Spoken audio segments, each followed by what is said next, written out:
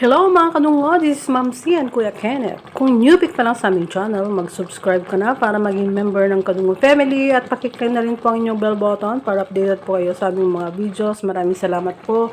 Ang video po natin ngayon ay ang aking recipe na paksiw na tilapia. Ayan, nagpaksiw po ako ng tilapia para ngayong Friday na tanghali. Nakaluto na po ako. Nagluluto pa lang pala.